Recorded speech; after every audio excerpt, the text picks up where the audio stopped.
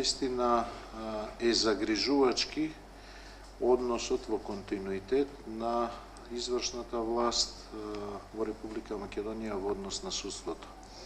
Ние имаме закон за судски буџет кој што е во сила веќе неколку години и кој што за жал во континуитет се крши од страна на власта во Република Македонија. И ова е уште еден дополнителен пример, наместо да се испочитуваат нашите барања во врска со последните одлуки на Судско-буџетскиот совет и конечно, наместо да се испочитува јасната, прецизна законска обврска за начинот на финансирање која што е регулирана со закон, дури и тие средства кои што доскоро беа за повеќе од половина во однос на законски нормираните износи дадени на располагање на судската власт, дури и таквите средства се намалуваат. Така да ние сега наместо предвидените законски 0,8%, од она што го добивавме 0,35, со ова последно кратење веројатно ќе падне тој процент на уште помал и повторувам, мислам дека овој судски совет треба да реагира веднаш со писмо до владата на Република Македонија и да инсистира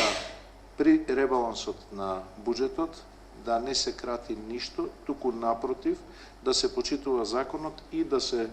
дадат дополнителни средства за сите оние потреби кои што судовите, односно судската власт ги имаат и за кои што постои навистина голема потреба.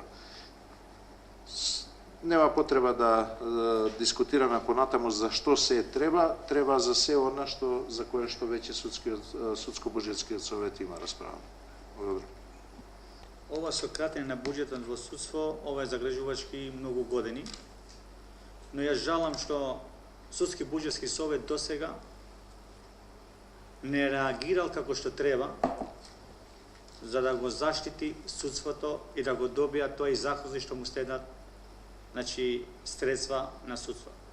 Па поради факт ние имаме, да не кажувам, барам ја што сум тука близко 4 години, секои 4 години судството има проблем со кратење на пари, во секој ребаланс кратење на пари, не се дава тоа што требало, но искрено жалам, Судски буџетски совет ништо не направи во тоа насока. Освен тоа што можеби, не знам сега зашто ние не сме членови на тоа тело што раководите вие како председател, искрено да ви кажам, значи ние прв пат, значи ова е прв пат во Судски совет да се известуваме за некаква работа за кратење на пари, за финансија на буџетот на судството. Не знам дали имало и некогаш, не памтам јас, само ова е прв пат што ние се известуваме дека се кратени уште, но никогаш не е кажено што направи Судски буџетски совет за да го заштити и законската основа што му следуваат пари.